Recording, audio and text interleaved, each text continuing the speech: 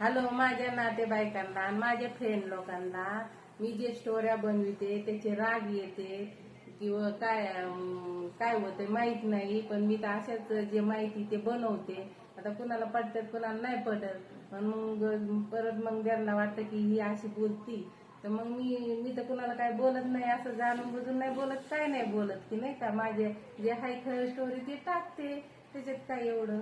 आणि तुमचं मन नाही का मी बाहेर देशाला जावा, मला असं पण काम आलेलं आहे मॉर्निंगचं. हे बघा, असे छोटाले कपडे घालायचे ते करायचे, तुम्हाला पटन का? मी केलेलं पटत असेल तर मी जाते. आणि खरंही आलेलं आहे मला मॉर्निंग करायचं, कंपनीचं कपडे शॉर्ट घालायचे.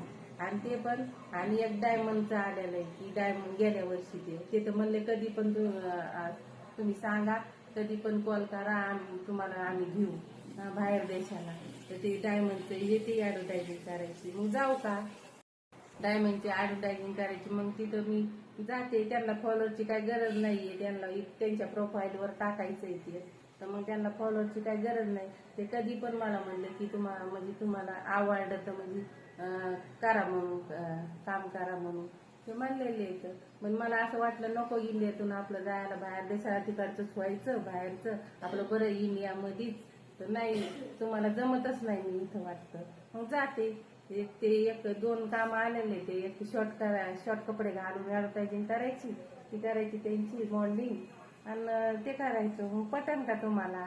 मग नाही, मी इंडियात येणार परत वापस, तिथंच राहील. चलन का?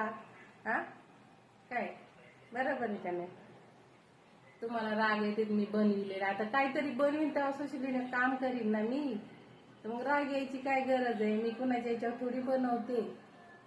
बघा, मग विचार करा आणि सांगा कमेंट मध्ये.